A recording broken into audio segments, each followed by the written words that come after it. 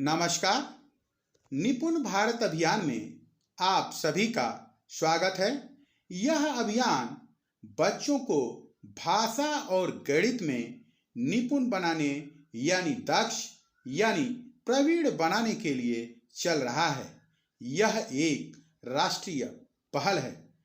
हम बच्चे को कैसे निपुण बनाएंगे, इसके लिए आज हम चर्चा करते हैं।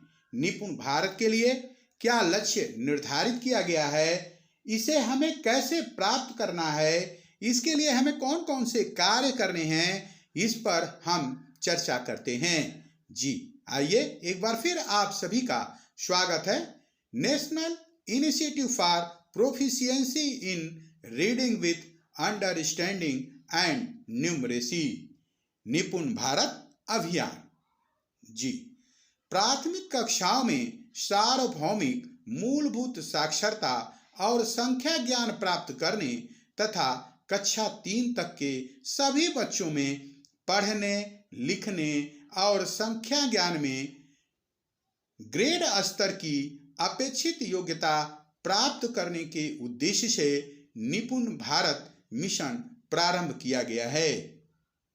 जी, इसे प्राप्त करने के लिए गतिविधियों का क्रियान्वयन किया जाना जरूरी है।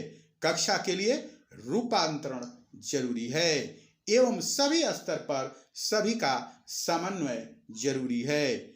ऊर्जा का संचरण बराबर हो, यानी सभी ऊर्जान्वित हों और ऊर्जा के साथ कार्य करें तथा सामूहिक एवं कटिबद्ध प्रयास को सफल बनाना है और सबके साथ इस लक्ष्य को हासिल करना है। जी, निपुण भारत मिशन के अंतर्गत निर्धारित लक्ष्यों को 2025-26 तक प्राप्त करना है। इसे कक्षा 1 से 3 तक के बच्चों को भाषा और गणित में प्राप्त करना है। इसके लिए त्रैमासिक लक्ष्य भी तय किए गए हैं, जिससे कि हम आसानी से निपुण भारत लक्ष्य को प्राप्त कर सकें। जी, देखिए कि किसके लिए कौन सा लक्ष्य निर्धारित किया गया है। बाल वाटिका, निपुण भारत अभियान के तहत बाल वाटिका यानी राष्ट्रीय शिक्षा नीति के तहत बाल वाटिका के लिए भी लक्ष्य निर्धारित किया गया है। ऐसा पहली बार हुआ है। तो आइए देखिए बाल वाटिका के लिए भाषा में क्या लक्ष्य निर्धारित है। जी, निर्धारित सूची में से 2 अक्षर वाले 5 शब्दों को सही से पढ़ लेते हैं। वो कौन से 5 शब्द होंगे, कौन सी सूची होगी? देखिए, उदाहरण के लिए जैसे एक सूची है खग, जग, मग, हल, चल, कम, मन, सच, खत, पर आदि। ये और भी सूचियां बन सकती हैं, आप जो चाहें बना लें शब्दों की सूची, और उस सूची में से 5 शब्दों को सही से पढ़ लेते हैं। और सही से पढ़ने का आशय यह स्पष्ट जानिए कि जो पढ़ रहे हैं उसको बच्चे समझ रहे हैं। जी आइए देखिए गणित में क्या लक्ष्य निर्धारित किया गया है। जी, गणित में 10 तक की संख्याएं पढ़ लेते हैं। दी गई संख्याओं, वस्तुओं, आकृतियों एवं घटनाओं को व्यवस्थित कर लेते हैं। उदाहरण के लिए देखिए, जैसे 1, 2, 3, 4, 5, 6, 7, 8, 9 और 10 तक की संख्याएं पढ़ लेते हैं, उसे पहचान लेते हैं, उसे घटते बढ़ते क्रम में रख लेते हैं। इसके अलावा वस्तुओं, आकृतियों को कम ज़्यादा, हल्का भारी पहचान लेते हैं, दूर पास का उपयोग आदि कर लेते हैं। यह एक सामान्य उदाहरण है। इसका और भी विस्तार हो सकता है। आप निश्चित रूप से इसमें देखिए कि हम और क्या क्या चीज़ों को शामिल कर सकते हैं। जी आइए आगे हम लोग देखते हैं। कक्षा 1, देखिए कक्षा 1 में भाषा के लिए जो लक्ष्य निर्धारित है कि 5 सरल शब्दों यानी 2 अक्षर वाले शब्दों से बने वाक्य पढ़ लेते हैं। 5 सरल शब्दों से बने वाक्य पढ़ लेते हैं। उदाहरण के लिए, जय उठ नल पर चल, बस पर चढ़कर घर चल, यह राम का घर है, घर बहुत बड़ा है। यह एक साधारण सा उदाहरण है जो आपके लिए मैं प्रस्तुत कर रहा हूं। आप इससे बेहतर चीजों को लिख और पढ़ सकते हैं, बच्चों को समझा सकते हैं। जी, आइए हम लोग आगे देखते हैं गणित का लक्ष्य।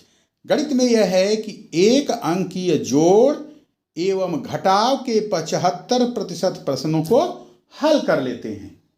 जैसे आप उदाहरण के लिए देखिए कि 5 में 6 जोड़ दिया, 8 में 9 जोड़ दिया, 5 में 8 जोड़ दिया, 9 में 7 जोड़ दिया।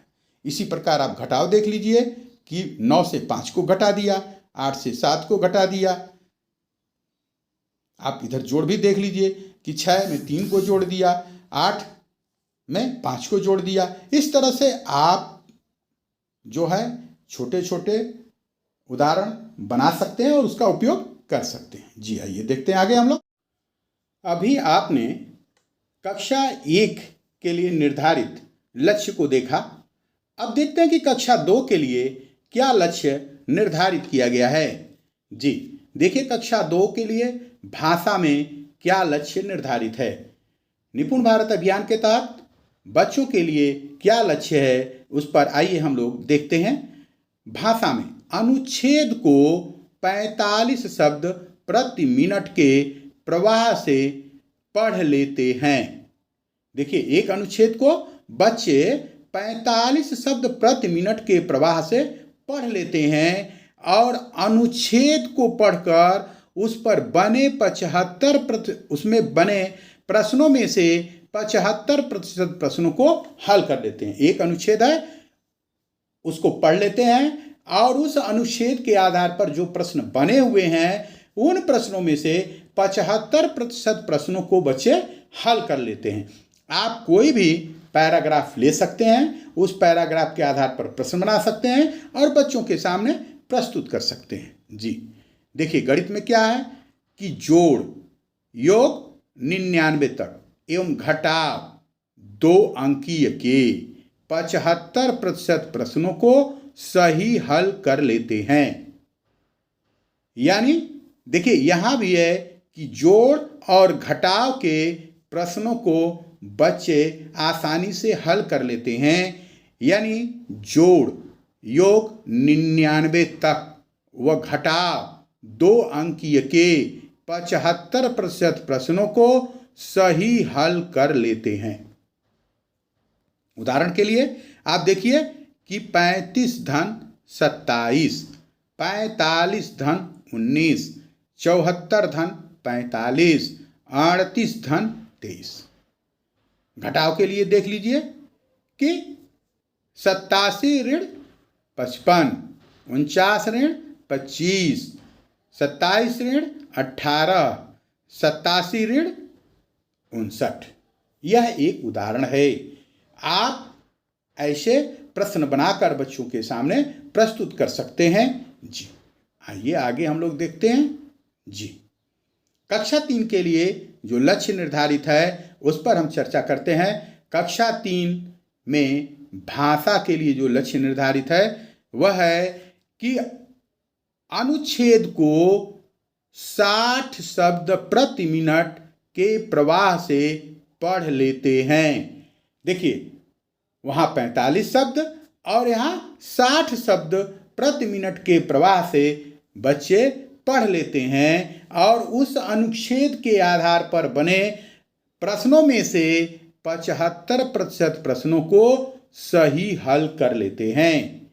यानी आप कोई भी पैराग्राफ दें, उसे बच्चे पढ़ लेते हैं तथा उसके आधार पर बने प्रश्नों में से 75% प्रश्नों को सही तरीके से हल कर लेते हैं। जी, आइए देखिए गणित में क्या लक्ष्य निर्धारित किया गया है। जी, जोड़ योग 999 तक एवं घटाव 3 अंकीय के 75% प्रश्नों को सही हल कर लेते हैं। यानी जोड़ और घटाव के, इसके अलावा 2 से 10 तक संख्याओं से गुणा गुणनफल 100 तक के 75% प्रश्नों को सही हल कर लेते हैं। यानी आप देखिए कि कक्षा 3 में क्या है कि जोड़ घटाव के साथ गुणा के भी प्रश्नों को बच्चे हल कर लेते हैं। जी देखिए आपके सामने एक उदाहरण है 887 धन 576, 999 धन 369, 897 धन 600, 897 ऋण 658, 998 ऋण 675। इसी प्रकार गुणा के प्रश्न देख लीजिए कि 55 गुणे 4, 55 गुणे 4, 70 गुणे 2, 25 गुणे 4, 30 गुणे 3। यह एक उदाहरण है कि बच्चों को यह सवाल निश्चित रूप से आने चाहिए। जी आपने देखा कि हमने आपको निपुण भारत अभियान के तहत निर्धारित लक्ष्य पर विस्तृत से हमने चर्चा की है। निश्चित रूप से यह आपको मेरी चर्चा अच्छी लगी हो तो आप मेरे चैनल को सब्सक्राइब करिए और उसके बेल आइकन को दबाइए, जिससे कि समय समय पर आपको सूचना मिलती रहे, जानकारी मिलती रहे। जी आप सभी को बहुत बहुत धन्यवाद। नमस्कार।